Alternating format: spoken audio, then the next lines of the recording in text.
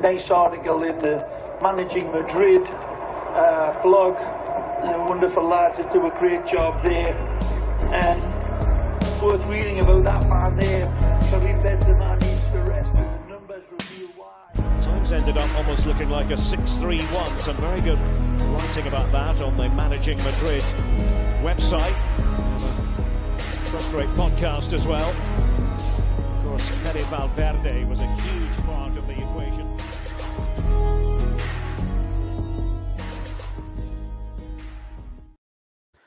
Hello and welcome to a very special episode of the Managing Madrid Podcast, where we are going to do a fun little exercise, a little gimmick, if you will. We are going to talk about the best players in the world. We never do that. We never, ever do that. The only thing we say every podcast is that the best three players in the world are Vinicius and Mbappe and Bellingham. And then after that, it's Toni Kroos and Fede Valverde and Thibaut Courtois and Antonio Rudiger, etc., all the way down to Lucas Vazquez, who is the 22nd greatest player in football. But is that objective, or is that just our bias talking? I don't know. But luckily, I don't have to do this exercise by myself. I got the bad guy coming in. Everybody loves a villain. We need bad guys. We need bad guys like him so that everybody can point to him and say, that's the bad guy. Angelo Valdes is here, the villain. What's up, Angelo? Man, I love the music. It's right my vibe. I love it. Is this what you listen to on your workout playlist? Absolutely not. What question? If I'm the bad guy, does that make you the good guy? I think I'm the neutral guy. I don't know if I'm quite good guy status. I think good guy is like Matt. I'm somewhere in between evil and good. Yeah, he's low-key too good. He's incorruptible. Yeah, he's great. I love this idea, man. I think the objective of this, basically our goal, is to see how many Real Madrid players enter into this ranking. The people should know that we're doing top three players by position, right? So we have defenders, we have right backs, center backs, left backs, goalkeepers, and in the midfield we have defensive midfielders, center midfielders, attacking midfielders, and then for the attack we have the three position: left wing, right wing, striker. Let's see how many Real Madrid players get into the number one spot of each position. You want to go? Let's do it? Yes, I want to go. I just also want to say one more thing before we dive into the exercise. The way I did it in my head was that I'm not really looking at this season. I'm looking at the last 12 months. I'm looking at mostly last season and a fraction of this season, so that we get not just a reactionary take of who's in form right now. How did you do it? Sounds like an excuse to put Rodrigo on your top. Let's be honest. Bro, a lot of people, not the purpose of today, but a lot of people are DMing me on Instagram. Hey, where's Angelo? Coward. See, he ran away after Rodrigo played well. Yeah. It wasn't a coincidence. Last week we didn't do any recordings. I said, hey, man, now it's time for me to go back to the cave after Rodrigo had a good week. No, I'm kidding. But, man, it's okay. Let's do it. Want to go? Goalkeeper? Let's do it. Let's start with goalkeepers. Okay, you want to go from three to the top? Well, let's do it that way. You go first. Then I go first with right backs. And well, actually, you know what's better? We should do each of us should do the third. So you say your third, I say my third, then second, and then we both say our top pick. Let's go. Okay. You're having a debate, hey? This is this one. Okay, when I went through this exercise, I was surprised by a few things, Angelo. That there were certain positions that were just not nearly as abundant as others. Goalkeeper was one of the most abundant. The other one was like wingers, attacking midfielders. That was tough. Not tough, but there was a lot of players that I think at least like are just in the short list. Goalkeeper, there's a lot, and there wasn't like standouts to me apart from Thibaut Courtois, who I think is the best goalkeeper in the world. Coming in at number 3 for me was Kiyan Sommer. Kiyan Sommer. Yeah. Interesting. Most clean sheets in the Big 5 leagues last season. That has been great with Inter. I got him at number 3. Beating out people like Madridishvili, who was excellent, Emiliano Martinez, people like that. What about Lunin, bro? Lunin. The summer has a Champions League.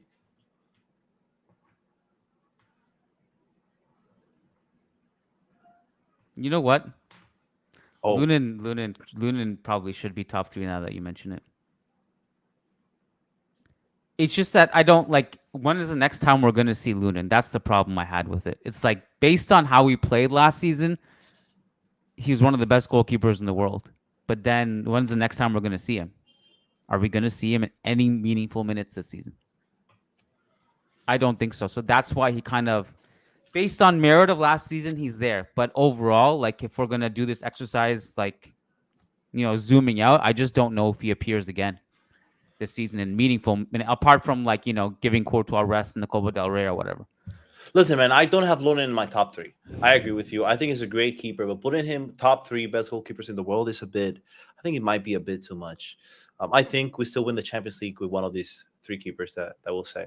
My third goalkeeper, I don't know. I put Mamardashvili as a third. I think Summer is a great keeper, but I think the last 12 months that this guy has had has just been incredible. It was incredible for Georgia in the Euros.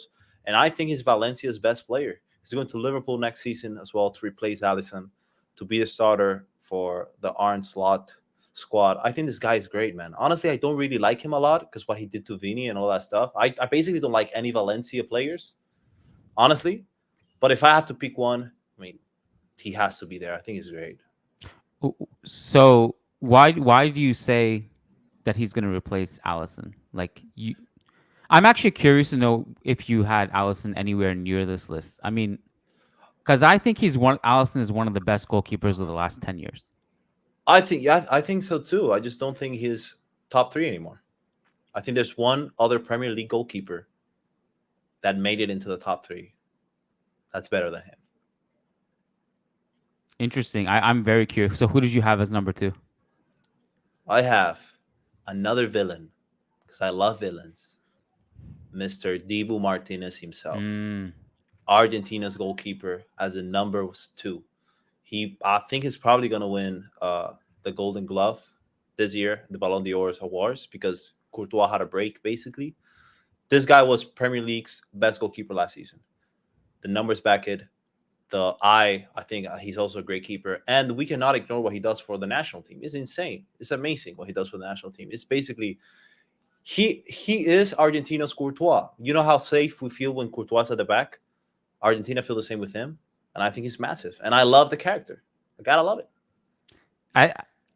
His international record's pretty amazing. He had that big penalty shootout. Was it last season in the Europa League? I think World Cup final, man. Well, then he had the World Cup final, obviously. That was like 2 years ago now. But factors in. I thought for some reason you were going to put in like Ederson. I don't know why. What? I don't know why I thought that. But then I was like, okay, Dibu Martinez makes a little bit more sense. Now that we're having this conversation, I just remembered that I think we were talking about this in that episode when we were doing the Ballon d'Or. The Ballon d'Or had just announced its nominees when we were going through goalkeeper. Yep. Remember, we were talking about like how there is no real standout because Thibaut Courtois didn't play. Otherwise, there would be a standout. Right. I had Unai Simon as number 2, believe it or not. I think obviously a very good season, strong season with Athletic, won the Euros. So I had Unai Simon. And that brings us to number 1. Wait, I'm interested because I think, you already said that Courtois is the best. So you don't have Dibu in your top 3. I don't. Is Dibu Martinez a bad goalkeeper for you? No, I had him top 5. Dude, just because you don't make top 3 doesn't mean you're bad. I had him top 5. Interesting. I had Mamardashvili 4, Dibu Martinez 5. I think he's locked in at top 3. I'm really surprised by that pick. I'm really surprised that you put Unai Simon second best goalkeeper in the world. That's crazy, bro. In my opinion. Listen, man. Sorry. Did I offend you saying that's crazy? I might just stop recording. Yeah, I'm pretty offended. No, but it's an interesting debate. Unai Simon is the second best goalkeeper in the world. I don't agree, but hey, that's the beauty of the debate. I think we both have Courtois number 1. I think this is probably the position where the number 1 is just way better than the number 2 and the number 3. I think this guy will retire as the greatest goalkeeper of all time. I think it's already in the GOAT conversation. So I think that part of the issue for me is that like I didn't really have a clear number 2 or a clear number 3 Yeah. or a clear number 4, clear number 5. I only had a clear number 1, and the rest were like whatever 2, 3, 4, 5. Whatever you want. I think he's entering the GOAT conversation. I think he's been a top goalkeeper for a long time. Remember that Decima final? It was Courtois, the goalkeeper, and it was almost impossible to score goals against him. If it's not for that Ramos header at the end, and then obviously it collapsed, but he's been a top goalkeeper for over 10 years. And in my opinion, he's probably going to retire as the greatest goalkeeper of all time. He's just in another level. He's probably, I don't know, he's in the same table with Neuer, Casillas, those type of guys. I mean, probably not now, but eventually. For some people, he is. I just want to see it a little bit more. I know that's harsh, but I'm talking about like Courtois has been at this specific level for about 3 years. He doesn't have like the 10. Like he's been good for a long time, but he doesn't have like 10. Like this absolute peak of his powers right now. This is about a 3-year window. Right, but I think we're also just remembering about how bad he was at the beginning of his Real Madrid career. But before that, he was a top goalkeeper for Chelsea and Athletic. He wasn't this good for Chelsea. He wasn't this good, but he was really good. He was good, yeah. But at this, we go to right backs. Yeah, let's move. All right, right back. Let's start with number 3. I have, in my opinion, I don't know if you have him, but I think also the top 3 right backs are pretty set. In my opinion, I'll be pretty interested to know if you have another one that's not my top 3. I have Hakimi as a third right back. Me too. I think he's just a great right back, and I think if you watch at PSG's games now that Mbappe is not there, he's literally almost PSG's best player. He's just amazing. Everything goes through him, through that right side of PSG, and he's great. Honestly, he attacks well, he defends well, and he's been great. Another player that's been great for a long time. We remember his first few seasons at Inter, his very few seasons at Dortmund. He's been great. I agree. He's also having a good season right now. He's having a great season, and he had a great season last season too. So I agree with Achraf number 3. I have Trent number 2. Yeah, I think this is where we have to debate. Okay. So he's not in your top 3 then. Trent is my number 1. Oh, Trent is your number 1. Okay. So that means you have Carvajal number 2? I have Lucas Batna, Carvajal number 2. Yeah. I think honestly, in my opinion, Carvajal is great, and Carvajal had a better season last season. Still, Trent is just, in my opinion, another level of footballer. I think you can't compare him to Carvajal, in my opinion. I mean, you can, but I think he's just in another tier of footballers. I think this guy will also enter into the GOAT right back conversation. I think Carvajal is in that conversation, but the quality of this guy is just another level of footballer, man. The quality of his right foot, I think if you use him correctly, which is something that didn't happen in the Euros, and that didn't happen that much last season when he changed his role, the club changed his role into more of a double pivot with Liverpool. I think this guy is just another player that has GOAT potential in Trent. And Carvajal probably is already in the GOAT talks. But man, Trent, in my opinion, is just another level of footballer. I don't think Trent brings to the table everything that Carvajal does, which is a lot of defensive security and just incredible leadership and someone who just shows up in the biggest moments. It's hard to put some of that intangibilities on Trent, but you think about just the fact that Carvajal scored in a Champions League final. He has locked down wingers on that side, some of the best wingers in the world. Showed up over and over again for the last couple of years. And I think for that reason, Trent obviously has just a different breed of offensive ceiling, but the overall package of Carvajal is superior to me. I think obviously his defensive side is superior to Trent, even though I think Trent's defensive abilities is now getting a bit underrated, in my opinion. Still, bro, just the offensive capabilities that this guy has, it's just on another level. It's just another ceiling, like you said. And if we look at the GOAT right back, what the goal right back for most people is Dani Alves. And Dani Alves, I mean, he was solid defensively, but he wasn't Carvajal level of defensive ability. And I think when you attack how Trent does and that level of offensive, of creativity, just the pass, my opinion is he's superior to Carvajal. Not right now in the GOAT conversation. I think Carvajal is obviously in a tier. But right now, if I have to pick a right back for my team, I will go for Trent. Okay. We disagree on that one, but I rate Trent really highly. The other one I thought about, I know there was a clear top three. The one I actually thought about who you could put as a number 4 honorable mention is Koundé. Really? I'm playing well, yeah. I thought about Frimpong also. Frimpong is another one for sure. Yeah. Yeah. Pretty much like I feel like any of the Bayer Leverkusen guys might just go unnoticed and underrated in this exercise. But yeah, let's go with center back. So you had just 3 center backs, right? Full stop. I had 3 center backs. Yeah. Same. Okay. This was probably one of the hardest top threes, even though I don't think there's one that's just so above the others. I think it's pretty competitive. I have as third, probably a surprise for most people, but if you watch him week in and week out, he's just elite. I have Gabriel Magalhaes from Arsenal. Okay. He's just elite, bro. He scores, he defends. In my opinion, sometimes he looks better than Saliba, which is in most people's top 3. I just have to go with Gabriel as the third one. So do you rate him higher than Saliba, or Saliba also appears in this list? He appears in this list. Wow. So you have Arsenal as have 2 of the best center backs in the world. I think so, yeah, man. They already proved last season they have one of the best defensive structures in the world. Defense has been great. And I think part of the main reason is they're both of their center backs are just amazing. All right.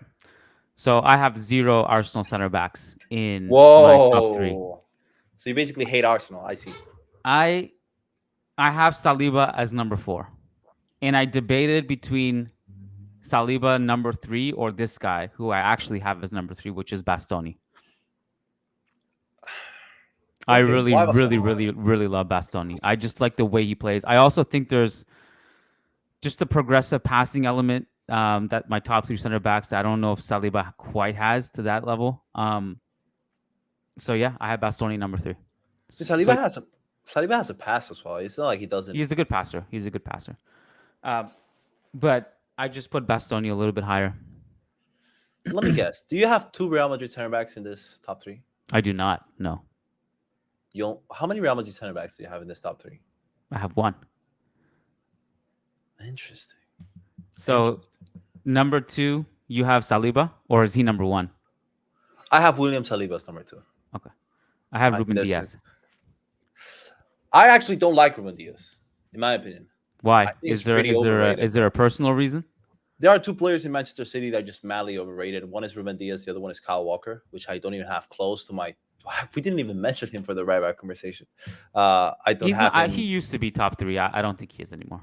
Yeah, I don't think he's in there anymore. But I think Ruben Diaz, I don't know. I just don't like him that much. I would understand why you would put him top 3. Van Dijk is not in my top 3. That's another player that I missed out. Me neither. Leah and I had a segment on that because he's the highest rated defender in FIFA.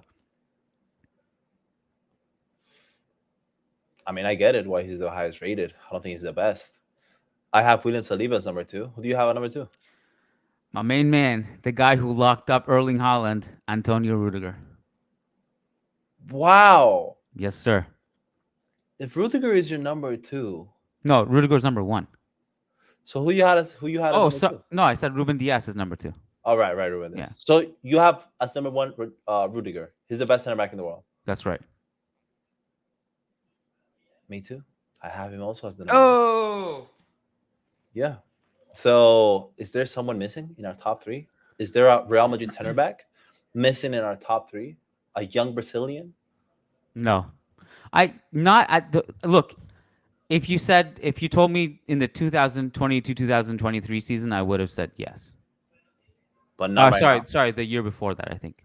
The year before so like 2-3 years ago. I think he has that potential, but he's not on the level of these other guys right now. And we're talking obviously about Eder Militao. He's not in your top three. He's not top three best center backs in the world. Not right now, no. But I think that's his. He will be. I think he'll sneak back in there, and he was at some point. Yeah, he was at some point. I think just the three players that we have on our list. I have Gabriel. You have Ruben Diaz. I think I feel more secure with them. I think they just have. I think Militao still has that mistake in him. That's just lethal. And I think he is backed by his recovery pace, which is insane, and his ability to recover from chaos and his ability to just perform within chaos. Right? I think he's very good at that. I think he's very good at just doing that slide tackle within chaos, just blocking that shot like he did in the Champions League final. I remember a lot of blocks that he had. But still, I think he's not at that level yet of the three players we have, honestly, to be honest. I agree. So that goes to, now we're at left back. Yeah, left back. I think we could quick fire this one. I think, honestly, this position was really tough for me. I will give you my top three on the go, then you give me your top three. Let's do it. I have Di Marco from Inter as the number third, as a third one. I think he's great. Yeah.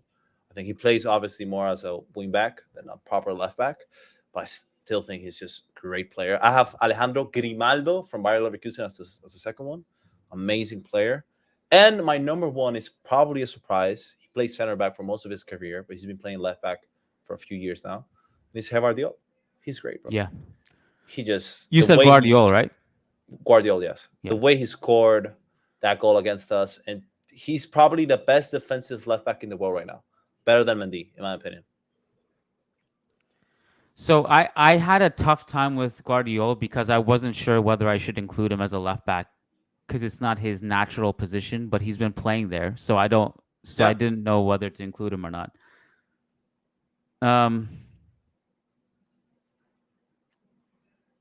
Who did you omit? You didn't have Theo Hernandez, right?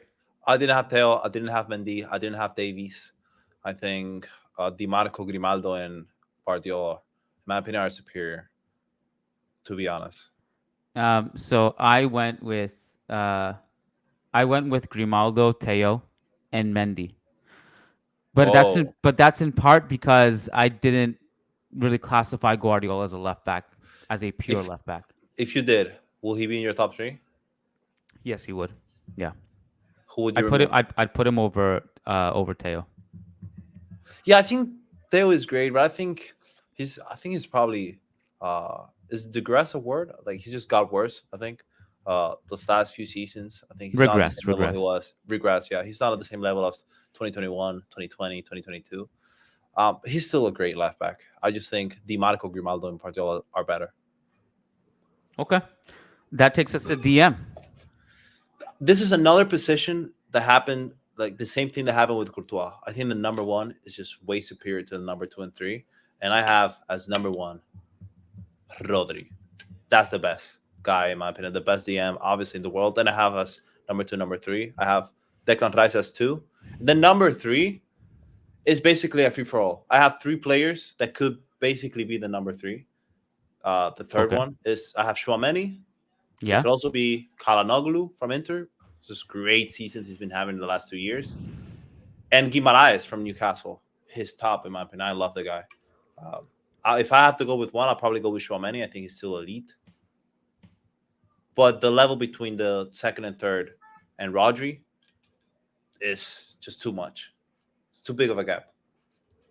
I went with Rodri, Rice, and Tchouaméni.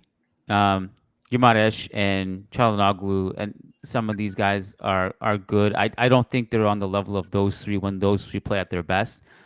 My only thing with Tchouaméni is that I need to see him put it together for a long period, which I haven't seen him do in a long time. Like I agree. It needs to be he needs to be like more a bona fide one of the best DMs, if not the best DM in the world with the tools he has. Yeah. He needs to put it together consistently. I haven't seen him do that in a while. I agree. Last time I saw him doing that was 2022. He had a great year that year. From his last few months at Monaco to his first few months at Madrid to his World Cup performance, the goal he scored against England. I think he had an amazing 2022. but we just haven't seen him at that level yet. Do you remember, bro, the first few months of Chouameni at Real Madrid? Those were crazy games. Like everything before the World Cup, he was unbelievable. He was insane, and he's still really good now. We just haven't seen that from him. And I agree. I agree with you. You want to go to CMs? I want to hear your top first. So I struggled with this one, and I'll tell you why. Because I don't know how to classify some of these guys. Because I had it broken down between center midfield and attacking midfield. Yeah, I have it that way too. So what is Jude in this situation? I have him as an attacking midfielder. But you break it down into wingers as well, or is AM part of the wingers list? No, I have wingers in separate positions. Okay, see, I didn't do that. So I'll just go pure CM then. Go pure CM. I have pure CM still. Fede Valverde. As the number one? Yes, sir. And then I have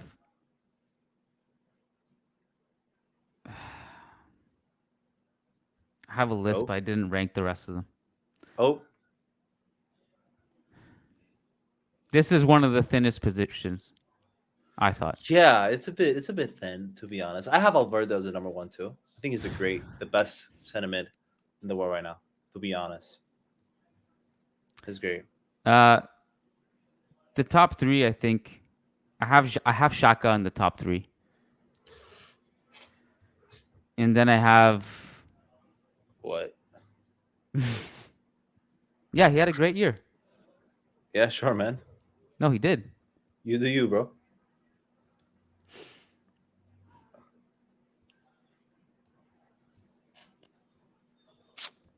I think there's one that's got to be there, man. I mean, if he laces up his boots right now, it's Kroos, but... Yeah, listen, man. I agree. Well, there's one player, a young one, that plays in the Premier League. Argentinian.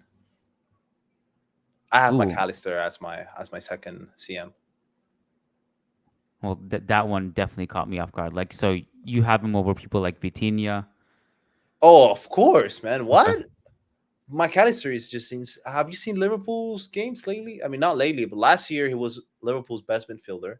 This year he's been Liverpool's best midfielder. In Argentina for his national team, his best Argentina's midfielder. Better than Enzo, better than Rodri de Paul. McAllister is just another level of footballer as well. I don't think he's, as highly rated than Valverde. I think Valverde is better, but I have to put him top two. And as a third one, what about Barella? I think it's great, but for example, as a third pick, I have Pedri. Listen, I'm not a Barca fan. In fact, I hate Barca, but I just can't ignore the quality of this player. When he's good, basically when he's not injured, when he's playing, he's just another level of footballer as well. My top three is Valverde number one, McAllister number two, then Pedri as the number three. I think for me, the idea of Pedri is better than what he's showing us right now. You think so? I haven't liked his season so far. You think Gavi is better than Pedri? No, I think Pedri on his day is one of the best midfielders in the world. But I just feel like since his so many injuries, he just hasn't really shown us. And his defense has been really bad. It was bad in the Villarreal game.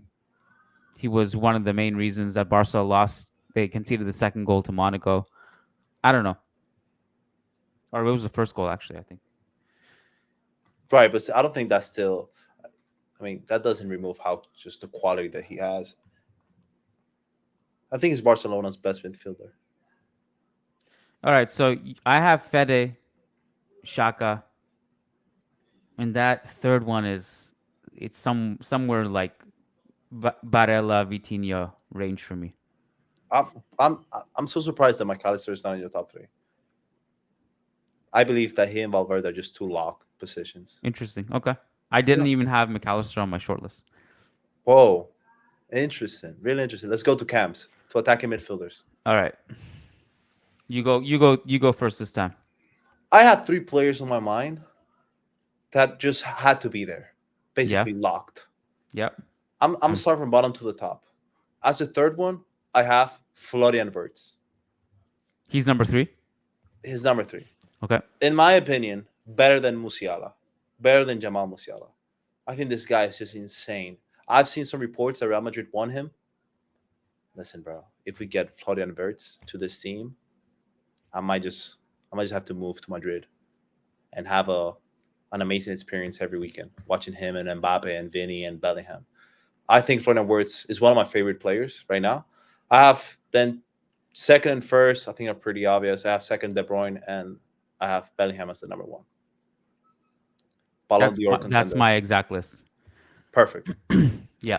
For wingers, I lumped them all into one category, and you didn't. Okay, perfect. So Yeah. you do yours first, and and then we'll So compare. I would like to say to the people, to the world, to the Managing Madrid listeners, I do not have Mbappe as a winger. I have to say that. I put him as a striker. That's right. Okay. Yes. I put him as a striker because I think that's probably where he's gonna play for the rest of his career. That's where he's been playing for the last few months. And I put him as the striker of the team. Okay. The right winger spot, I think, unfortunately, there's this one guy that's just been the best right winger this year, and probably will be their best right winger for the rest for like next 2 to 3 years if everything goes well. Spoiler alert: it's not Rodrigo Goes. He does play in La Liga though. He is left-footed, and he's not Arda Güler. He is Lamine Yamal. Listen, man, I have to be objective with this guy. I do not like Barcelona, but this guy is insane. How do you have a picture with Messi? How do you have a picture of Messi giving you like a how do you say a bath? Baptism? Like basically, Wasn't it yeah, like a baptism? bro, how do you have a picture of Messi holding you as a baby? Like that doesn't make sense. It's just too scripted. Like football is scripted. And Lamine Yamal is the best right winger in my opinion, followed by Mo Salah in the second spot and Phil Foden as the third. Foden over Saka. I have Foden over Saka. Yes, I think I love Saka. I'm an Arsenal fan for the Premier League. I still think Foden is just superior, man. I think what happens with Foden is sometimes he doesn't play in his best position. Something that happens a lot to our friend Rodrigo and to a lot of players when you're so versatile. He probably also could enter in the attacking midfield conversation. But let's not forget, this guy was the best player in the Premier League last season. This guy is great. So I have him over Saka.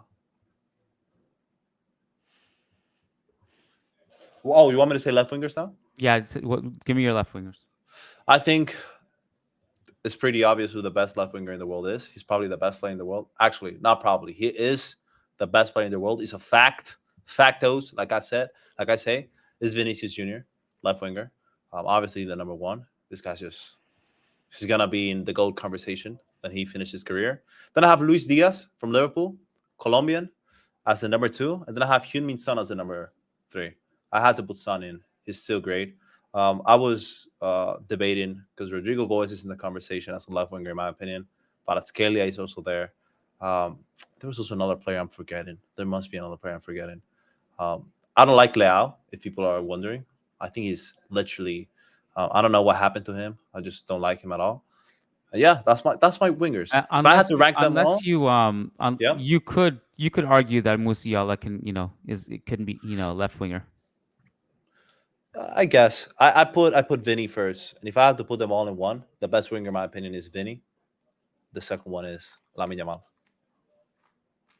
Yeah. So mine is different because I lumped him into one, and B, I classified Mbappe as a winger. Yep.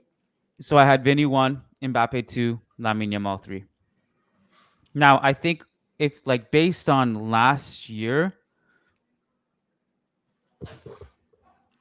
there are definitely players who had better seasons than Lamine Yamal, but since the Euros and into this season, Lamine Yamal's form is so great that he has to be there. So I put him. That's how I had it. Where would you rank Nico Williams then? Because that was the guy I was forgetting, and the left wing position. I had a debate between him and Son, between him and Heung-min Son in the left wing position. I still pick Son because I think it's still what he does for Tottenham, what he's been doing for Tottenham the last few years is still just great. But Nico Williams, bro, he fired up the Euros as well, just like Lamine. He did, and I always wonder what would Nico Williams look like in just a better team. will he just produce even more stats than he is now? I don't think he's better than Son right now. But, Yeah. This is kind of like one of those things that the tide is shifting. Son is getting older and Nico Williams is getting better. So, come back in a couple years. All right. So, striker. So, you have Mbappe here, I'm assuming, unless you never the know, hate man. runs so deep. Don't assume, bro. Don't put words in my mouth. I haven't said Mbappe yet. So, do you want me to go first on this one because you went first the last few times? Yeah, go ahead. Number 3, Lautaro Martinez. Number 2, Harry Kane. Number 1, Haaland himself. Would you really put Haaland first after he insulted Arteta, after he threw a ball to Gabriel Magalhaes' head? Would you really put that guy first? Absolutely. I love the villain behavior. That's why you have me here, man. That's why you're here. I love villains, man. Interested that you put Haaland as a villain, but not Debu.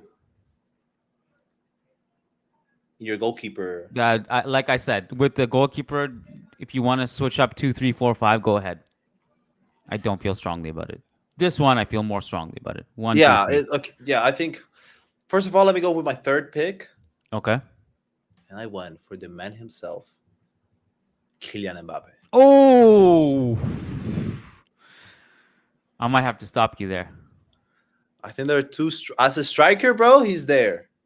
There are two strikers. They're just better than him right now, man. Let's see what he does for the rest of the season.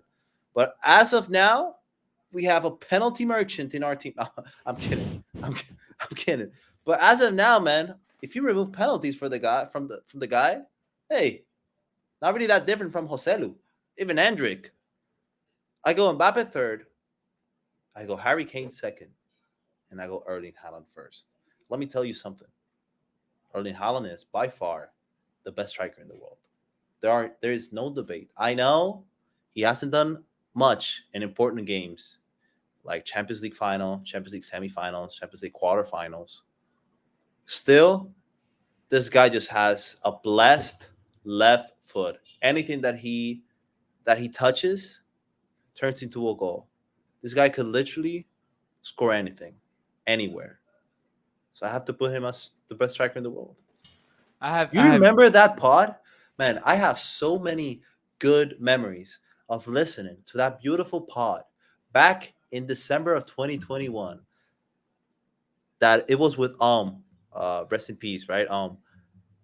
That it was, how do we fit into the same attack, Vini, Mbappe, and Haaland? I love that episode, man. I love just having dreams about those three. And I still think it can work, by the way. Yeah, it won't work. It couldn't work. I still think it can. It can, but it requires a very disciplined system. I think, but it can work. It requires Jurgen Klopp or Xabi Alonso. Or Xabi. But I think and basically 7 players who defend and work their ass off into the ground. And you might have to convince Vinny to go into Santiago Solari mode where he's defending deep on the wing. I think he'd rather go to Arabia for 1 billion euros a year, to be honest. It's funny. Matt and I were talking about when Cristiano Ronaldo hit 1,000 goals. Who is the guy that could? Is it possible that in our lifetime? Sorry, he's at 900, but we were thinking like, can he get to 1,000? And is there anyone in our lifetime that can ever achieve something like this? And we were like going like, okay, which young player has at least a head start, and then by the end time his career is over, he could be there. And the only one who can conceivably do it might be Haaland. Yeah. Generally. And you know what's crazier though? You want to know the funny thing? At Haaland's age, which I think is 23. Let's put it this way. He's 24. At Haaland's age, Cristiano had like 100 or like 150 less goals than Haaland. Yeah. Cristiano started actually pretty late with his goal scoring. Isn't that insane? I mean, this guy could surpass 1,000 goals. Why not? Depends on how long he plays. Ronaldo's been playing a long time. And that's part of what makes it so impossible to catch. It's like he just doesn't stop. Yeah, if Haaland goes to 39, he still has 15 years in him. Will he go to 39? I mean, he's a player that has publicly spoken about how much he takes care of himself and his body. So he might go to 39. He could. He might do it. He might do it. So yeah. All right. Okay, want to check this one last thing. How many Real Madrid players do we have in our top one? So I have Courtois, that's one. Yep. I have Rudiger, that's two. As you mean people who were number one, completely number one. Yeah. Yeah. I have Valverde number one. Yeah. Bellingham number one as a cam. Yeah. Vinny, and that's it. I have 5 Real Madrid players. So if I had to make a starting 11 of the best player in the world, 5 will play for Real Madrid. That's the club in my starting 11 that has the most players.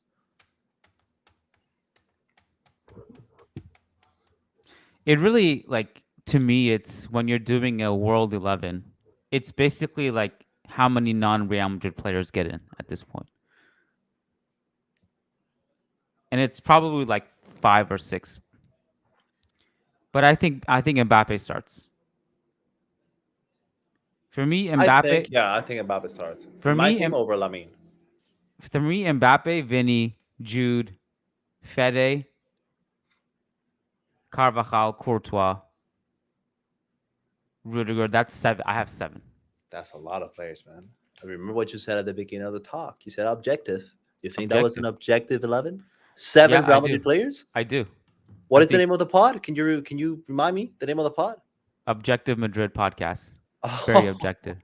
Oh yeah, right. Well, it's not like I'm including. Yeah, you're not. Did you do any crazy stuff? Yeah. I'm including Carvajal. Okay, we disagreed on that one. I'm including Mbappe. We disagreed on that one. These are not like egregious, shocking picks, right? These are totally reasonable.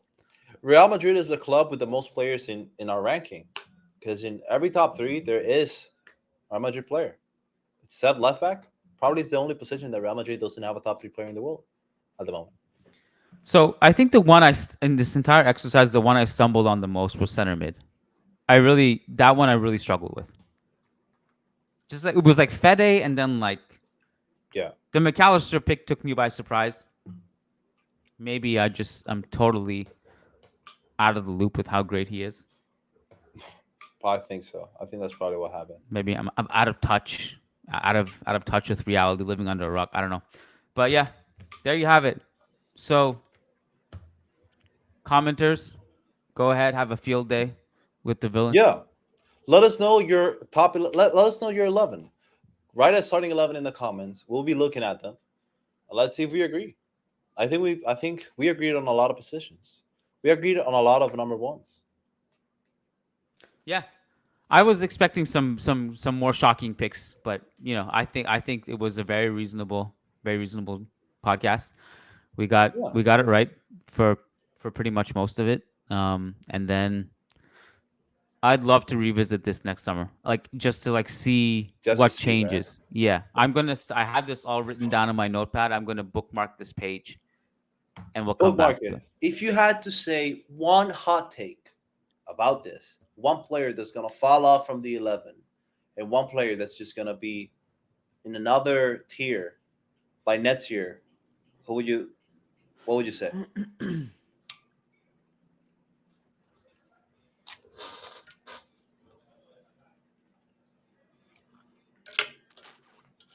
I think Arda Güler appears next year. Yeah, Jack. I love how objective we are here. Arda Güler? Yeah. Interesting. Who falls off? I think, honestly, Carvajal won't be in the top 3 conversation next year. For right backs. I think we're 2 years away from that still, at least. 1 year is too soon.